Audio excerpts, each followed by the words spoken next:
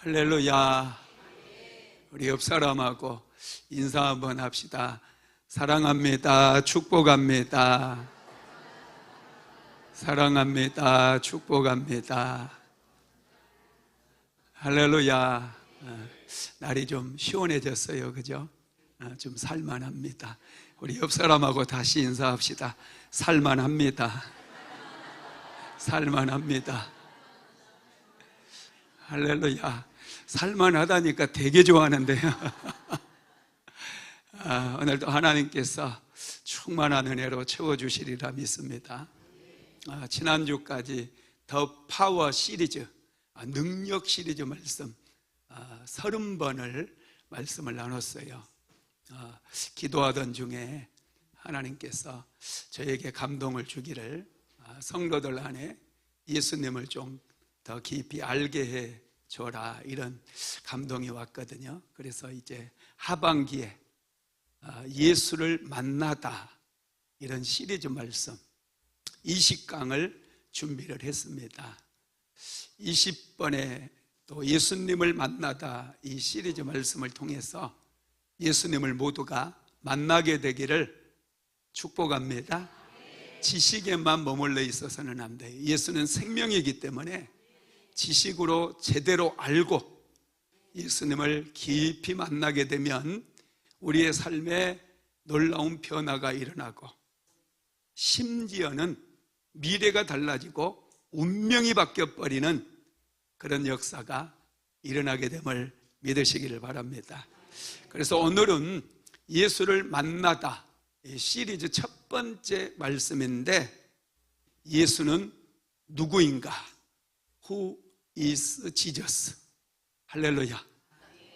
영어를 한번 써봤어요.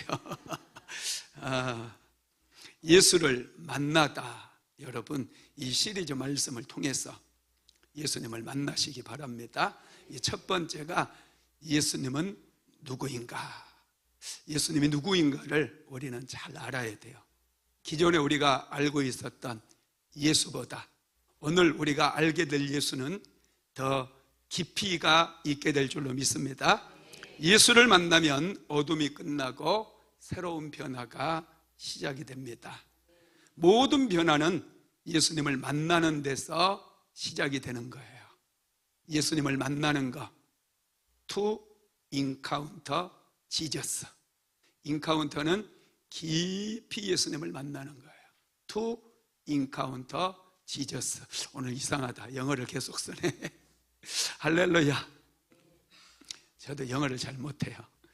이거 쓰려고 애를 많이 썼습니다. 할렐루야. 예. 기독교의 중심은 예수 그리스도이십니다. 성경의 중심도 예수 그리스도예요. 여러분, 세상의 역사의 중심도 예수 그리스도입니다. 예수 그리스도가 태어나기 전 역사를 BC, Before Christ, 예수님이 태어나기 전의 역사라는 거예요. 그리고 예수 그리스도가 태어나고 난 이후의 역사를 AD라고 그래요. 아노 도미니. 예수님이 태어나고 이제 세상의 역사 이제 시작이 되었는데, 그걸 AD라고 얘기를 한다는 것이죠. 성경의 중심도, 기독교의 중심도, 내 삶의 중심도 예수 그리스도이십니다. 그래서 저와 여러분이 관심을 기울여야 되고 반드시 알아야 될 분이 예수님이라는 거예요. 교회를 다니면서도 예수님을 모르고 예수님에 대해서 누군가에게 소개할 때 버벅거린다고 하는 거, 이거 부끄러운 일입니다. 예수님을 깊이 알아가게 되기를 예수님의 이름으로 축복합니다. 예수님은 대단한 위인도 아닙니다. 세상에서는 예수님을 4대 성인 중에 한 사람이다, 또는 3대 성인 중에 한 사람이다, 그렇게 얘기해요. 사람으로 끌어내리는 거예요. 예수님은 그런 분이 아니에요. 영원하신 하나님이신 거 믿으시기를 바랍니다. 그래서 영원하신 하나님, 태초부터 계셨던 그 하나님이 우리 가운데 오신 거예요.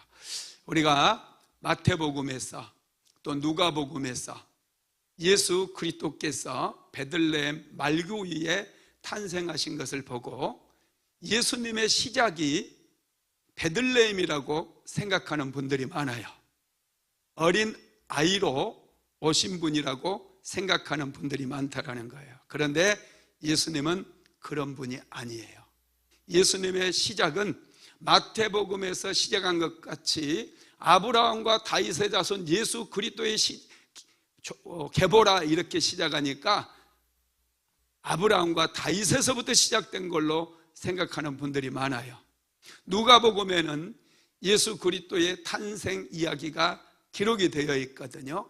세례 요한의 탄생 이야기, 그리고 가브리엘 천사가 마리아를 찾아와서 성령으로 잉태될 것을 고지해 주니 사람들의 생각 속에는 예수 그리스도는 베들레헴에서 말구유에서 태어나신 것이 시작이다 이렇게 생각을 합니다. 그런데 예수님은 전혀 그렇지 않아요.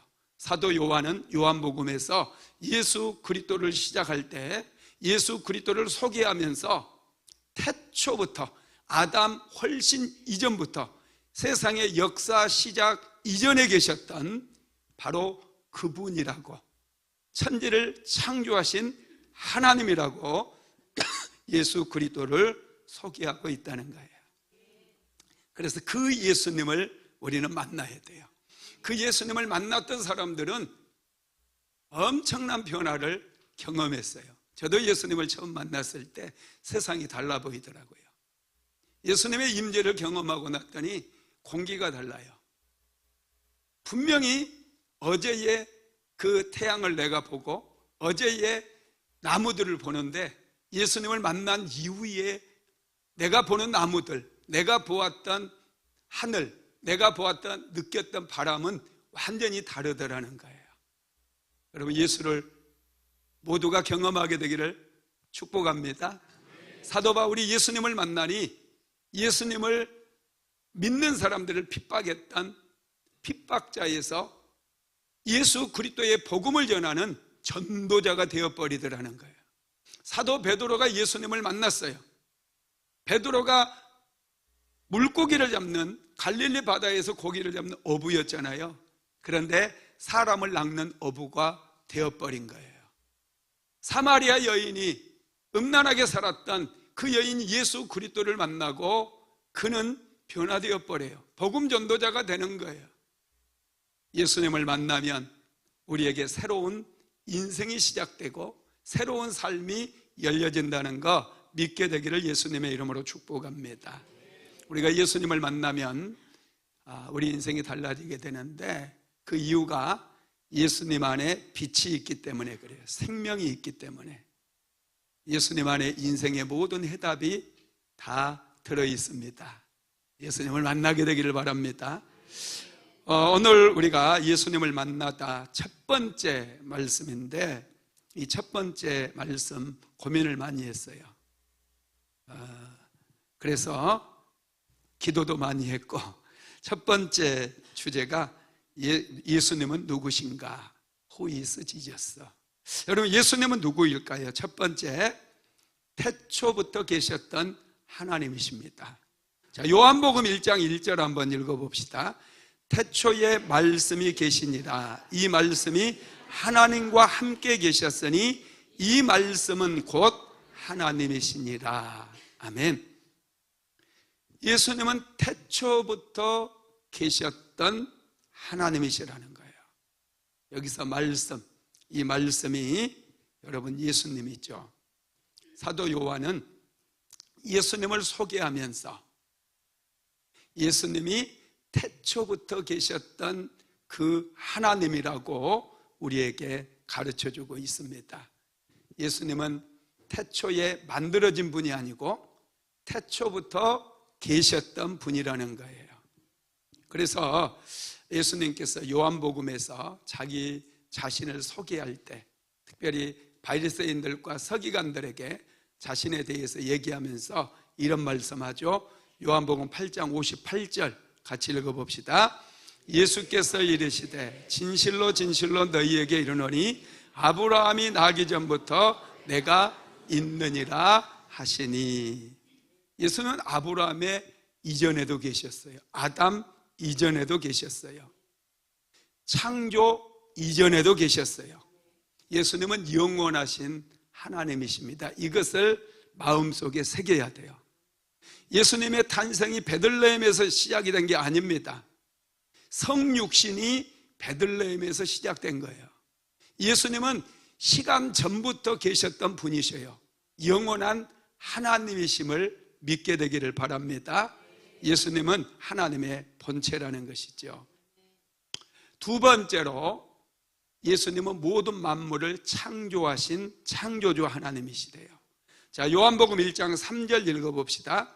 만물이 그로 말미암아 지은 바 되었으니 지은 것이 하나도 그가 없이 된 것이 없느니라. 만물이 그로 말미암아 지은 바 되었으니, 여러분이 보고 있는 하늘과 땅, 그 가운데 있는 모든 만물을 얘기하는 거예요. 그리고 그 가운데 살고 있는 저와 여러분들까지 포함해요. 이 모든 만물이 그로 말미암아 지은 바 되었대요. 그가 누구냐? 이분이 예수님이라는 거예요. 예수님이 모든 만물을 창조하셨어요. 지은 것이 하나도 예수님이 없이는 된 것이 없다는 거예요. 이 말씀은 모든 것이 예수님께서 만드셨고 예수님으로부터 시작이 되었다는 거예요. 예수님의 시작이 절대로 유대 땅이 아닙니다. 베들레헴이 아닙니다.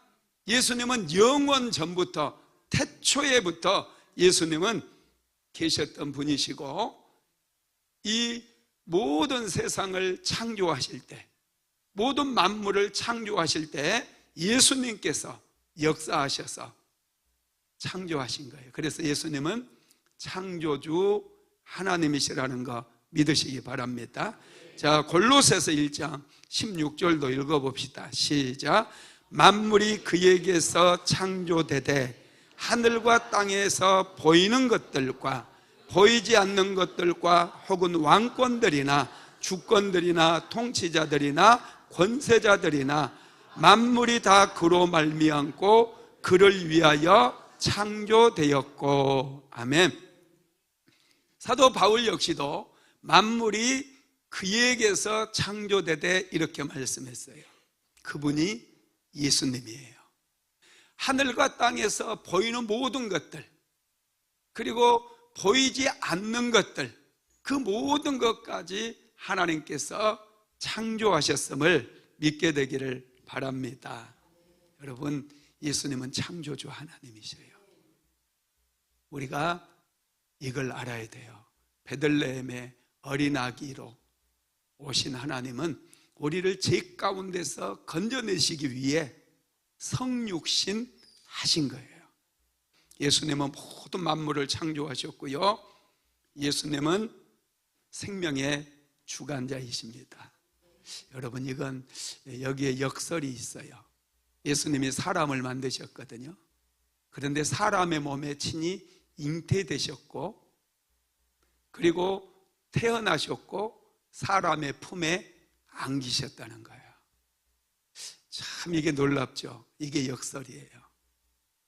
그래서 사람들은 예수가 하나님이심을 잘 인정을 안 해요.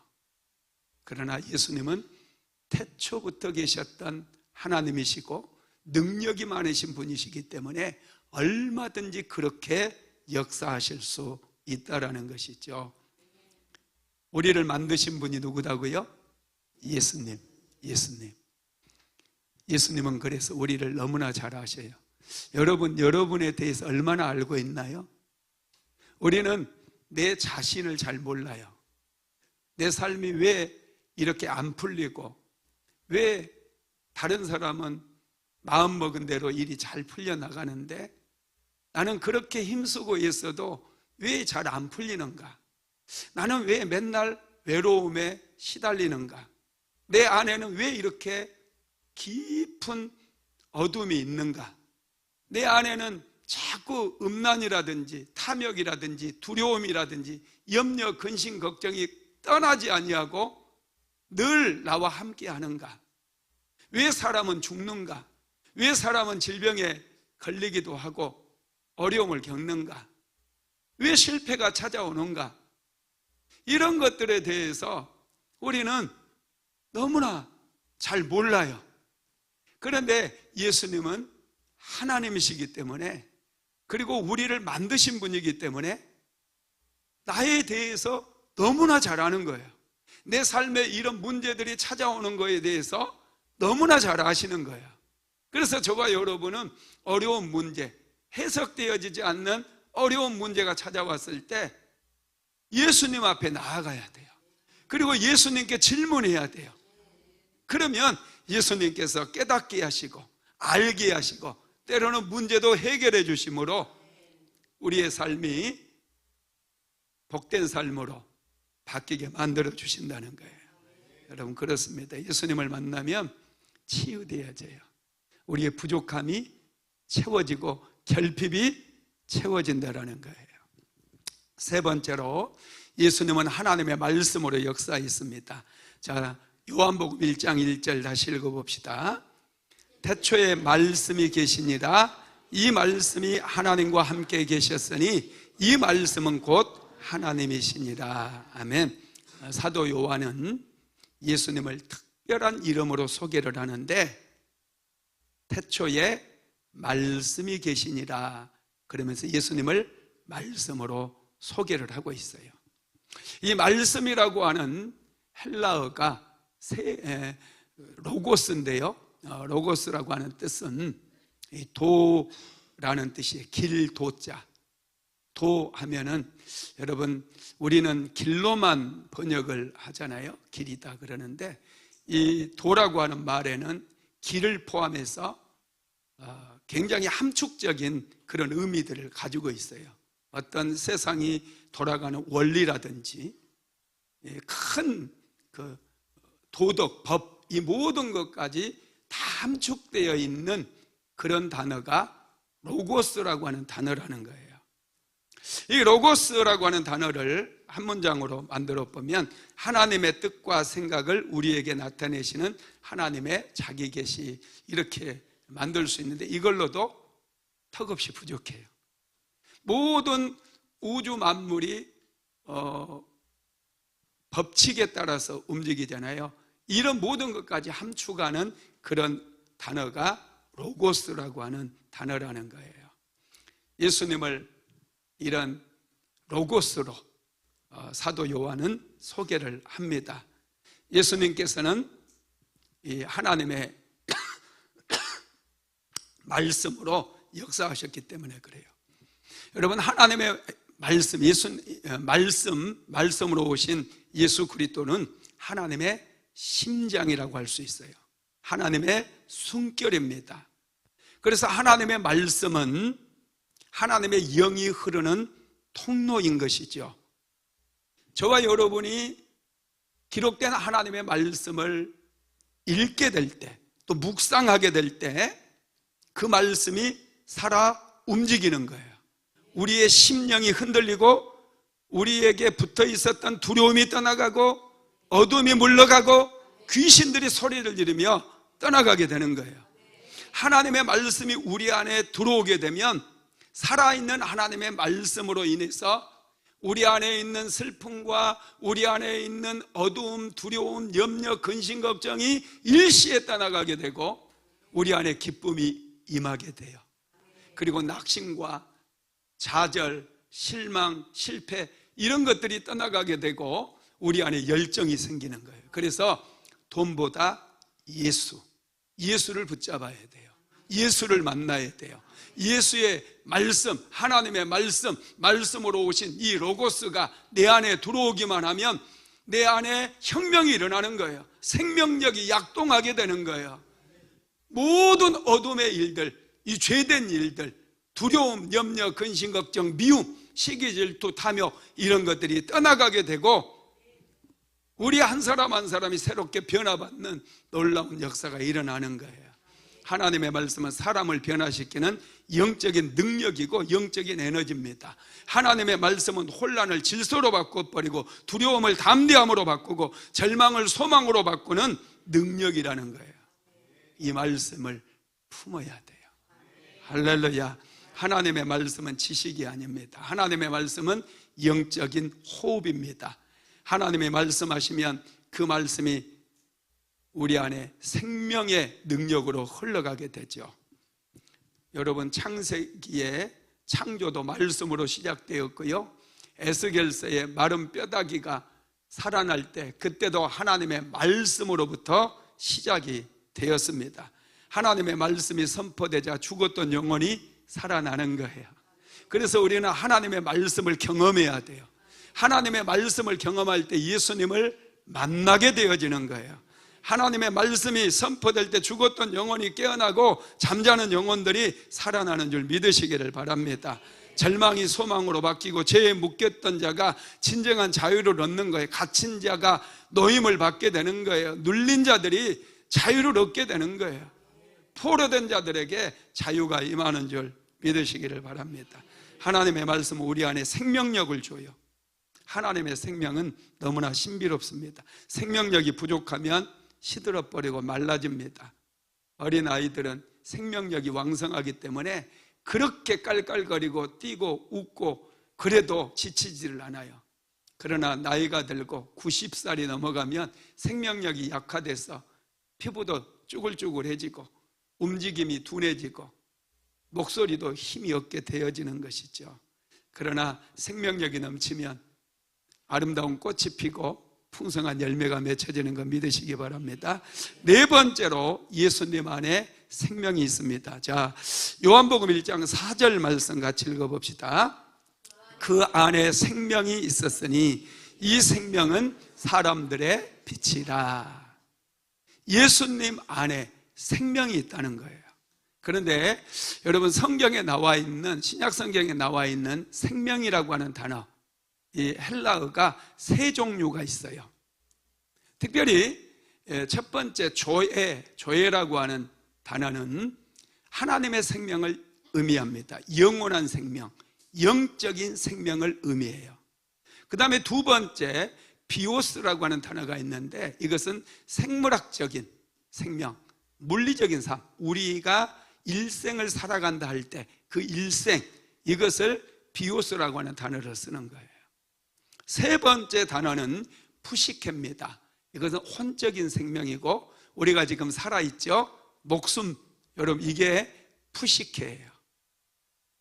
여기서 요한복음 1장 4절에서 그 안에 생명이 있었으니 이 생명은 사람들의 빛이라 할 때 이 생명은 푸시케가 아니라 조에를 얘기합니다. 하나님의 생명, 영적인 생명을 의미하는 거예요. 여러분, 이 생명이 우리에게 필요한 거예요. 아담과 하와를 하나님께서 만드실 때 이 조에 하나님의 생명을 아담과 하와에게 불어넣어 주었어요. 그런데 아담과 하와가 죄를 범함으로 인해서 하나님의 영이 떠나면서 우리의 몸속에 있었던 조에라고 하는 하나님의 생명이 다 사라져 버렸어요. 하나도 남아있지 않아요. 그래서 하나님께서는 예수 그리스도를 이 땅에 보내주시며 하나님의 생명을 예수님 안에 충만하게 담아주시고 우리에게 그 생명을 주시기를 원하셨다라는 거예요. 예수님은 생명의 근원입니다. 예수님 안에 있는 생명은 하나님의 생명인 거예요. 자, 요한복음 14장 6절도 읽어봅시다. 시작. 예수께서 이르시되 내가 곧 길이요 진리요 생명이니 나로 말미암지 않고는 아버지께로 올 자가 없느니라. 내가 곧 길이요 진리요 생명이라는 거예요. 이때 생명이 조회를 얘기해요. 하나님의 생명을 얘기하는 거예요. 예수님으로 말미암지 않고는 하나님의 생명을 얻을 자가 아무도 없는 거예요. 그래서 예수를 만난다는 것은 하나님의 생명을 만나는 거예요. 예수를 믿는다는 것은 하나님의 생명과 접촉되어지는 거예요. 하나님의 생명과 접촉되어질 때 우리는 생명력을 얻게 되고 우리의 삶에 밝음이 찾아오는 거예요. 우리 안에 생명의 빛이 비춰짐으로 아둔한 자들이 지혜롭게 바뀌는 거예요. 게으름에 빠져있는 사람들이 열정이 생기는 거예요. 무능했던 사람들이 능력이 생겨서 무슨 일을 하든지 이제는 열매가 맺혀지는 그런 역사가 일어나게 된다는 거예요. 우리는 낙심할 필요가 없어요. 절망할 필요가 없어요. 한탄할 필요가 없어요. 머리가 좋지 않다고 여러분 그렇게 실망하지 마세요. 조회 대신 하나님의 생명과 접촉이 일어나면 이제는 부실했던 몸도 건강을 회복하게 될 것이고, 아둔했던 사람들이 지혜롭고 똑똑하게 되어져서 새로운 아이디어로 세상을 놀라게 만드는 그런 인생을 살아갈 수가 있게 된다는 거예요. 여러분, 육체만 사는 게 아니에요. 여러분, 이 하나님의 생명과 접촉이 되어지면 영적인 생명이 내 안에 들어오는 거예요. 영적인 생명은 이 세상의 생명과 달라요. 차원이 달라요. 하나님의 생명은 이 세상 믿지 아니하는 사람들의 생명과 살아있는 이 푸시케의 생명과 차원이 다르다는 거예요. 이 생명과 접촉되어지는 것이 예수를 만나는 것이고, 예수를 만남을 통해서 이 생명과 접촉되어져서 하나님의 생명을 끊임없이 공급받게 되어질 때 우리는 많은 열매를 맺게 된다는 거예요. 할렐루야. 예수 안에 생명이 있습니다. 예수 안에 생명이 있습니다. 이 생명이 모든 것을 다스리고 우리에게 활기를 넣어주고 열정을 넣어주는 거예요. 그래서 예수 믿는 사람들은 왕성해요. 예수 믿는 사람들은 열정이 있어요. 밤새도록 기도해도 피곤치 않아요. 할렐루야. 예, 이 예수님의 생명이 우리의 삶에 약동해야 될 줄로 믿습니다.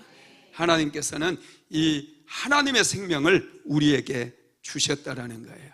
하나님의 생명은 영원한 생명이고 만물을 풍성하게 만드는 생명이고 만물을 새롭게 하는 생명입니다. 이 생명을 예수님께서 주시는 거예요. 요한복음 10장 10절 시작.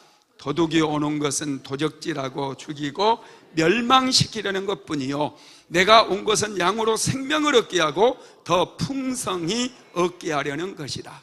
이 하나님의 생명을 얻게 하기 위해서 예수님께서 오셨어요. 그런데 생명을 조금 주시는 게 아니에요. 생명을 얻게 하고 더 풍성히 얻게 하려는 것이라 그랬어요. 예수의 생명을 풍성하게 얻으시기를 예수님의 이름으로 축복합니다. 우리가 예수님을 만난다는 것은 생명의 성령의 법을 만나는 거예요. 생명의 성령의 법은 믿음의 법이며 영적인 법입니다.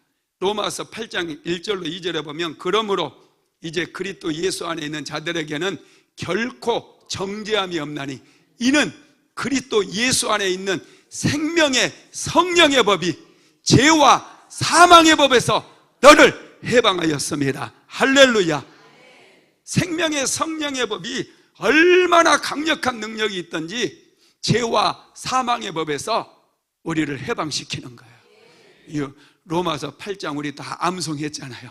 암송하신 분들은 막 따랐어요. 에어버리고 선포하는 거예요. 할렐루야. 말씀은 능력이에요. 말씀은 권능이에요. 말씀은 생명이에요. 말씀은 빛이에요. 그래서 우리는 하나님의 말씀을 암송해서 선포하는 거예요. 그리스도 예수 안에 있는 자들에게는 결코 정죄함이 없나니 이는 그리스도 예수 안에 있는 생명의 성령의 법이 죄와 사망의 법에서 나를 해방하였습니다. 할렐루야. 여러분 이 말씀을 선포해야 돼요. 그래야 어둠이 떠나가고 귀신들이 떠나가고 가난이 끊어지고 저주의 사슬들이 박살나는 거예요. 할렐루야. 여러분 그래서 생명의 성령의 법이 우리와 접촉이 이루어질 때 죄와 사망의 법이 끝나고 저주들이 끝장나 버리고 어둠이 물러가 버리는 그런 역사가 일어난다라는 거예요. 그래서 우리 예수님께서 말씀하신 이 생명의 신비를 알아야 돼요. 예수님께서 말씀하신 이 생명을 공급받아야 돼요. 생명을 공급받을 때 내가 살고 가정을 살리고 우리 주변을 살릴 수가 있는 거예요. 교회가 힘을 얻게 되는 거예요. 할렐루야. 다섯 번째로 예수님은 빛으로 오셨다고 말씀합니다. 요한복음 1장 4절로 5절 같이 읽어봅시다. 그 안에 생명이 있었으니 이 생명은 사람들의 빛이라. 빛이 어둠의 빛이 돼 어둠이 깨닫지 못하더라. 이 빛은 생명의 빛이에요. 어둠을 물리치고 죽음을 깨워버리는 능력의 빛이라는 거예요. 여러분 빛은 능력이 있습니다. 아무리 세상이 어둡고 칠흑같이 깜깜하다 할지라도 빛이 비춰지면 순식간에 어둠은 끝장나는 거예요. 어둠이 물러가 버려요. 빛은 강력한 능력이에요. 그런데 예수님께서 이 어둠의 땅에 빛으로 오셨다는 거예요. 그런데 사람들은 어둠에 익숙해져 있어요. 어두움에 깊이 빠져 있고 어두움에 익숙해져 있고 어둠 속에서 숨쉬고 어둠 속에서 살다 보니 이 빛에 대해서 전혀 몰라요. 이 빛이 이 땅에 오셨을 때 사람들은 어둠으로 가득 차 있어서 빛을 외면하고 빛을 밀어내버리는 거예요. 자, 요한복음 3장 19절에서 21절 같이 읽어봅니다.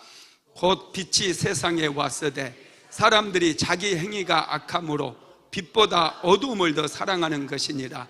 악을 행하는 자마다 빛을 미워하여 빛으로 오지 아니하나니 이는 그의 행위가 드러날까 함이요 진리를 쫓는 자는 빛으로 오나니 이는 그의 행위가 하나님 안에서 행한 것임을 나타내려 함이라 하시니라. 세상에 빛이 왔어요. 그런데 이 빛을 영접하는 게 아니라 빛 가운데로 사람들이 나온 게 아니라 자신들의 어둠이 드러날까 봐서 빛을 피해버려요. 빛을 밀어내버리는 거예요. 여러분, 그런데 이 빛이 어떻게 왔는지를 우리는 알아야 돼요. 이 빛은 세상에 없었어요. 이 빛은 바깥에서, 세상 바깥에서 들어왔다라는 거예요. 자, 이사야서 9장 2절 한번 읽어봅시다. 흑암에 행하던 백성이 큰 빛을 보고 사망의 그늘릴 땅에 거주하는 자에게 빛이 비치도다. 이 세상은 흑암이 가득했어요. 사망으로 가득 덮여 있었어요.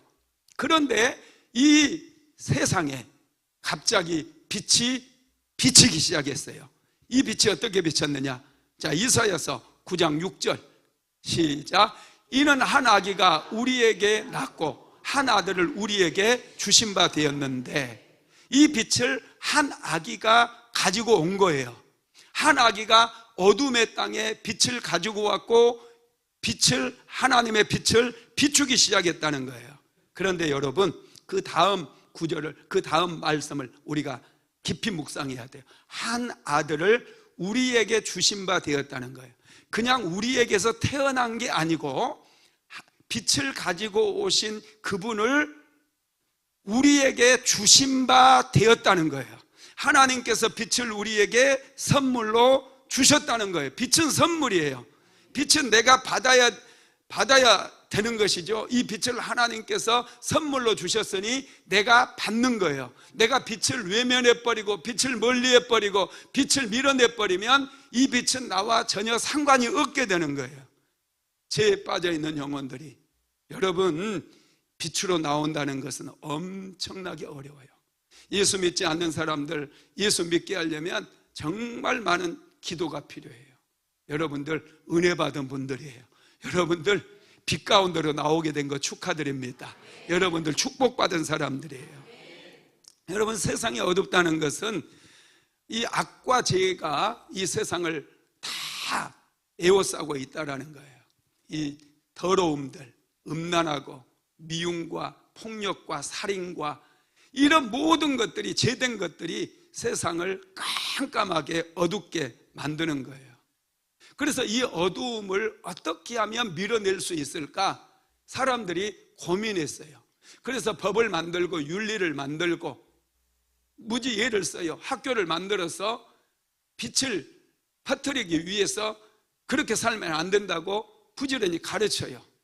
그런데 여러분, 사람의 힘으로는 절대로 세상의 어두운 일들이, 악이, 죄가 사라지지 않습니다. 그래서 하나님께서 빛이 없는 이 세상에, 세상 밖에서 한 아들을 우리에게 보내주심으로 그분이 빛을 비추게 만드시고 그 빛을 우리가 받아들이게 만들므로 우리 안에 생명이 왕성하게 만들고 우리 안에 새로운 길을 만들어주고 새로운 미래가 열려지고 새로운 인생을 살아가도록 그렇게 만들어 주셨다는 거예요. 하나님께서 빛 대신 예수 그리스도를 세상에 보내주심으로 어둠을 몰아내게 하셨어요. 자, 요한복음 8장 12절 말씀 같이 읽어봅시다. 나는 세상의 빛이니 나를 따르는 자들은 어두움에 다니지 아니하고 생명의 빛을 얻으리라. 예수님을 따르는 자들, 예수님을 인생의 구주로 영접하고 예수님과 동행하는 사람들, 어둠에 다니지 않아요. 그리고 생명의 빛을 얻게 된다라는 것이죠. 예수님은 생명의 빛입니다. 영광의 빛입니다. 우리의 영혼을 살리고 우리를 거듭나게 만드는 그런 빛이신 줄 믿으시기 바랍니다. 그럼 빛의 역할이 있죠. 빛의 역할은 뭐냐? 첫 번째, 어둠을 밝혀줘요. 빛이 비춰주는 순간 어둠은 사라져요. 우리 안에 어둠이 많아요. 염려, 근심, 걱정, 슬픔들 전부 어둠이에요. 예수가 없으면 두려움에 사로잡혀요. 염려, 근심, 걱정밖에 안 돼요. 여러분, 예수님은 빛이십니다. 예수님을 모시기 바랍니다. 예수님으로 우리 안에 충만하게 채우면 두려움이 사라져버려요. 믿음이 생겨요. 자신감이 생겨요. 열정이 생겨요. 할 수 있거든요. 무슨 말이냐? 믿는 자들에게 능치 못할 일이 없느니라. 할렐루야. 여러분, 그렇게 되기를 축복합니다. 두 번째, 빛은 정결하게 만듭니다. 성결하게 만듭니다. 빛의 작용 중에 하나가 소독하는 작용이에요. 장마철이 되면 막 콜레라라든지 장티푸스라든지 이런 세균들이 막 얼마나 득실거리는지 몰라요. 그래서 장마철에 여러분 빨래도 자주 해야 되고 몸도 자주 씻어야 되잖아요.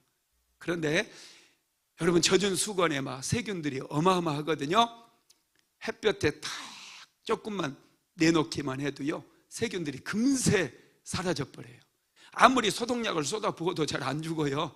그런데 햇볕에 내놓으면 세균들, 바이러스들 일시에 다 소독이 돼버리는 거예요. 이렇게 빛이, 하나님의 빛이 우리 안에 들어오게 되면 우리 안에 있는 더러운 쓰레기들, 더러운 제약된 생각들, 이 어둠의 권세들 다 일시에 다 떠나가게 되는 거 믿으시기를 바랍니다. 세 번째, 빛은 생명을 공급해줘요. 빛이 비춰지지 않은 곳에는 꽃도 피지 않고요, 열매가 맺혀지지 않아요. 그늘에 자란 나무들 보세요. 나무들이 절대 열매를 안 맺습니다. 햇볕이 좋은 곳에 과일나무 심으면 정말 과일이 맛있어요.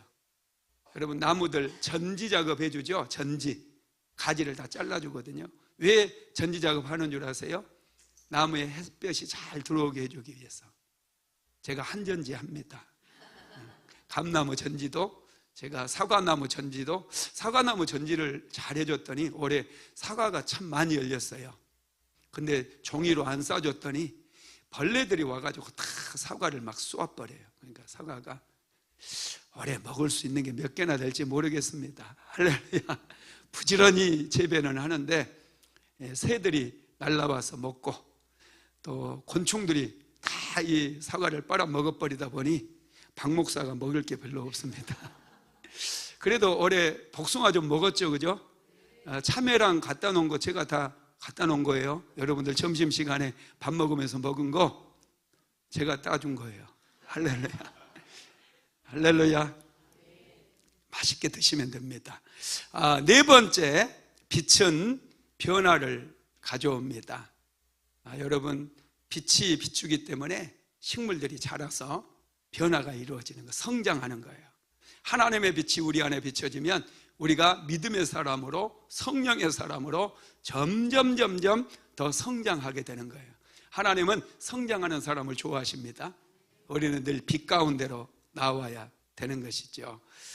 마태복음 4장 16절에 보면은 흑암이 앉은 백성들이 큰 빛을 보았고 사망의 땅과 그늘에 앉은 자들에게 빛이 비추었도다. 이사야서 9장 말씀을 인용해 놓은 그런 내용이 나오거든요. 아담과 하와가 타락한 이후로 모든 인류는 흑암에 앉은 그런 존재들이 되어버렸어요. 죄와 허물로 죽어야 되고 영원히 꺼지지 않는 지옥불에 들어갈 수밖에 없는 그런 운명을 타고 났었다는 거예요. 그런데 하나님께서 빛을 이 땅에 보내주셨어요. 한 아기를 우리에게 보내주셨는데 그 아기가 하나님의 빛을 가지고 이 땅에 오셨다는 것이죠. 그래서 이 세상의 어둠이 아무리 강력하다 할지라도 이 빛을 이길 수가 없어요.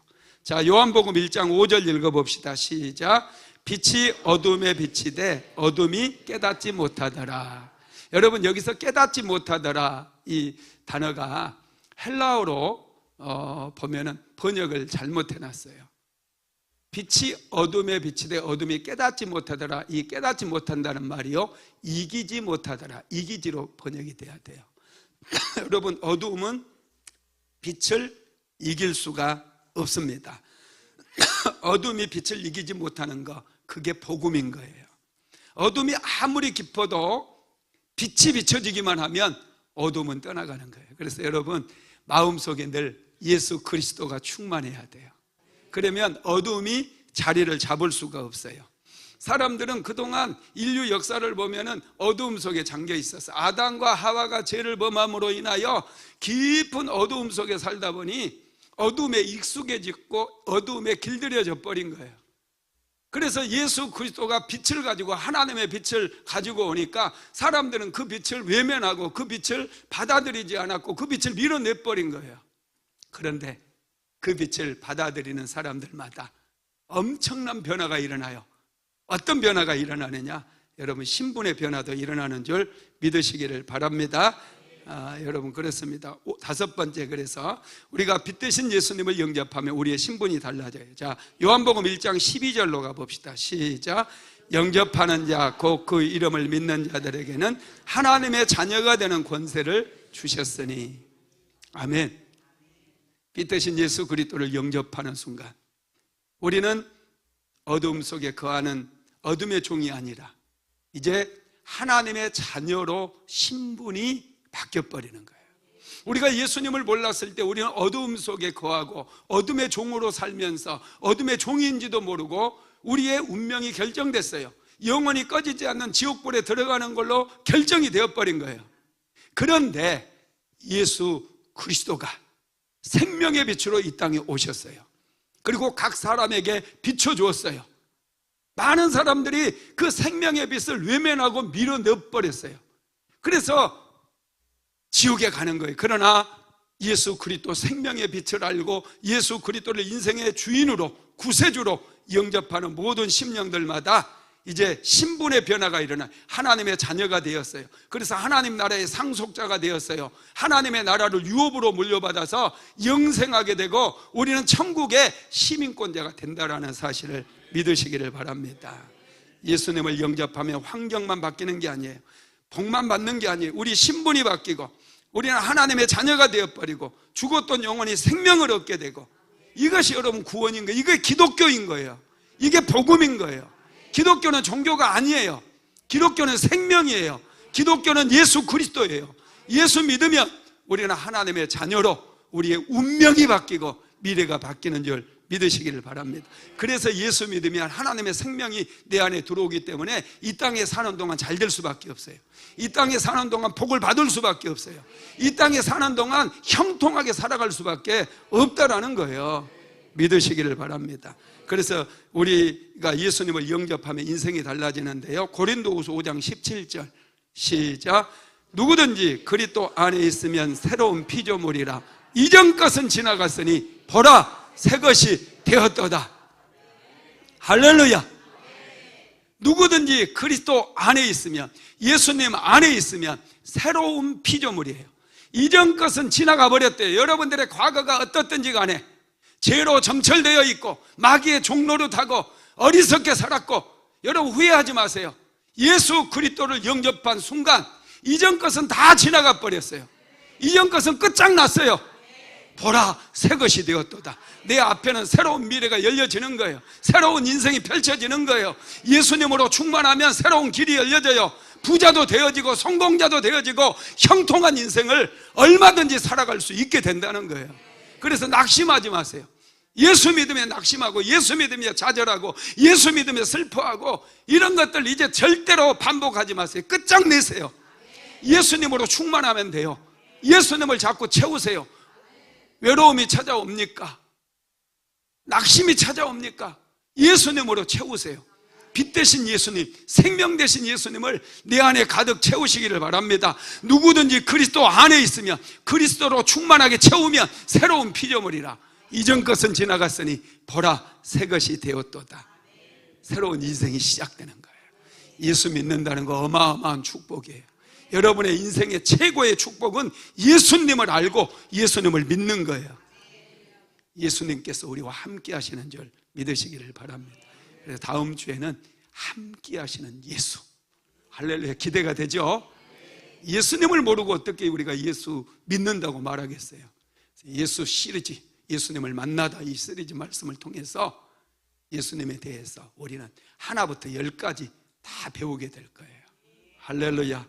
예수님이 여러분의 구주가 되기를 예수님의 이름으로 축복합니다. 예수님은 생명과 빛을 소유하신 분이에요. 그래서 우리가 예수를 만난다는 것은 예수님의 생명과 빛이 내 안에 들어오는 것을 의미합니다. 자, 6번째 마지막인데요, 예수님 안에 은혜와 진리가 충만합니다. 요한복음 1장 14절 시작. 말씀이 육신이 되어 우리 가운데 거하심에 우리가 그의 영광을 보니 아버지의 독생자의 영광이요 은혜와 진리가 충만하더라. 예수님 안에 은혜와 진리가 충만하다는 거예요. 진리만 있고 은혜가 없으면 죄인들이 거할 곳이 없어요. 그러나 하나님 안에 은혜가 있어. 하나님 우리를 불쌍히 여기셔요. 설령 내가 죄에 넘어졌다 할지라도 나를 불쌍히 여기시는 예수님께서 우리에게 회개의 은혜를 베풀어 주셔서 돌이키게 하시고 다시 하나님의 자녀의 신분을 회복하게 하시고 하나님께서 부어주시는 은혜의 자리, 축복의 자리에 세워주시고 새로운 피조물이 되게 만들어 주신다는 거예요. 이게 여러분 은혜예요. 그래서 여러분 힘들 때마다 하나님 나를 불쌍히 여겨주세요. 은혜 아니면 살아갈 수 없습니다. 나에게 은혜를 베풀어 주세요. 은혜를 베풀어 주세요. 이 은혜의 하나님을 붙잡으시기를 예수님의 이름으로 축복합니다. 가늠하다가 현장에서 붙잡혔던 여인이 있었어요. 예수님은 이 여인을 정죄하지 않았어요. 너를 정죄하는 자가 있느냐? 없나이다. 나도 너를 정죄하지 아니하노니 이렇게 말씀하셨어요. 그런데 예수님께서 이 여인에게 한마디를 더 하죠. 가서 다시는 죄를 범하지 말라. 이게 진리예요. 예수님 안에는 은혜도 있고 진리도 있어요. 우리는 진리를 붙잡아야 돼요. 가서 다시는 죄를 범하면 안 돼요. 같이 반복적으로 게으르고 나태하게 살아서도 안 돼요. 어제 품었던 그 생각, 죄된 생각 다시 오늘 반복해서 안 돼요. 우리 안에 하나님의 은혜가 있고 진리가 있다고 해서 자꾸 죄에 넘어지면 안 된다는 거예요. 예수님 안에 은혜와 진리가 충만합니다. 우리는 이 은혜로 사는 거예요. 날마다 은혜로 우리는 다시 회복되는 거예요. 다시 일어서는 거예요. 에베소서 2장 8절도 읽어보겠습니다. 너희가 그 은혜를 인하여 믿음으로 말미암아 구원을 얻었나니 이것이 너희에게서 난 것이 아니요 하나님의 선물이라. 행위에서 난 것이 아니니 이는 누구든지 자랑치 못하게 하려 함이라. 여러분, 구원은 하나님의 은혜예요. 축복도 은혜예요. 예수님과의 만남도 은혜예요. 하나님의 생명이 내 안에 들어오는 것도 은혜예요. 빛도 은혜예요. 우리는 은혜의 사람들이에요. 은혜로 충만해야 돼요. 하나님의 은혜로 우리는 충만해져야 될 줄로 믿습니다. 내 안에 하나님의 은혜가 없으면 이건 큰 문제예요. 우리 은혜로 충만해야 돼. 하나님 은혜를 베풀어 주세요. 우리가 기도하는 이유도, 예배를 드리는 이유도, 찬양을 드리는 이유도 하나님의 은혜 때문이에요. 하나님 나에게 은혜를 베풀어 주세요. 은혜를 사모하는 사람들은 걸음걸이가 달라요. 기도하는 게 달라요. 목소리가 달라요. 하나님 나에게 은혜를 주세요. 그래서 그 은혜를 받아야 돼요. 그 은혜를 힘입어야 돼요. 할렐루야. 여러분, 은혜로 충만하게 되기를 예수님의 이름으로 축복합니다. 말씀을 마무리하겠습니다. 예수님을 만나면 인생이 달라집니다. 예수님은 태초부터 계셨던 하나님이셔요. 예수님은 생명의 말씀이시고 생명의 빛으로 우리 가운데 찾아오셨어요. 예수님은 죽은 영혼을 살리십니다. 예수님은 어둠을 몰아내십니다. 내 안에 있는 모든 어둠들, 죄된 생각들, 게으른 습관들, 나태한 삶 다 몰아내버리십니다. 두려움을 몰아내버리십니다. 예수님 우리와 함께 하시는 임마누엘이 하나님이십니다. 그래서 예수님을 모시면 가정이 달라지고 예수로 충만한 교회는 달라요. 분위기가 달라요. 찬양이 달라요. 예배가 달라요. 기도 소리가 달라요. 말소리가 달라요. 할렐루야. 여러분, 교회는 예수로 충만해야 돼요. 하나님의 말씀으로 충만해야 됩니다. 죄인이 예수님을 만나면 하나님의 자녀로 바뀌어요. 좋은 환경을 만나는 거, 좋은 부모를 만나는 거, 좋은 회사에 취직되어지는 거, 이것보다 훨씬 더 중요한 게 예수님을 만나야 돼요. 생명 되신 예수님을 만나고 예수님의 빛 가운데로 나와야 돼요. 그러면 그곳에서 기적이 일어나고 역사가 일어나고 생명작용이 일어나고 하나님의 생명과 접촉이 일어나서 내 미래가 달라지고 보라 새롭게 되었도다, 새로운 피조물이 되어지는 줄 믿으시기를 주님의 이름으로 축복합니다. 모든 이름 위에 뛰어난 그 이름 예수 그리스도를 우리에게 허락하심을 감사를 드립니다. 하나님의 생명을 우리에게 주시고 하나님의 빛을 우리 가운데 비춰주심으로 우리 안에 있는 모든 어둠들을 도말하시고 우리를 정결케 하시고 깨끗게 하시고 예수로 충만케 하심을 감사를 드립니다. 사랑하는 성도들, 날마다 예수의 생명으로 충만해짐으로 모든 질병이 치유되게 하시고 가난이 끝장나게 하시고 낙심과 절망, 두려움, 염려, 근심, 걱정 완전하게 사라지고 생명의 빛 되신 예수로 충만케 하옵소서. 주님을 찬양합니다. 예수의 이름을 높여드립니다. 홀로 영광받아 주시옵소서. 예수님의 이름으로 기도드렸습니다. 아멘. 지금은 우리 구주 예수 그리스도의 무한하신 은혜와 아버지 하나님의 극진하신 사랑하심과 보혜사 성령 하나님의 감동 감화 내주 교통인도 충만케 하시는 역사가 예수 그리스도를 깊이 만남으로 예수님의 생명과 접촉되어 생명력 있는 인생을 살아가기를 간절히 소망하는 오늘 예배에 참석한 사랑하는 모든 성도들 머리머리 위에 유튜브로 함께 예배한 사랑하는 성도들 위에 순복음 한대역교회 모든 성도들 머리머리 위에 가정 위에 직장과 사업장 위에 이제로부터 영원토록 함께 있을지어다. 아멘.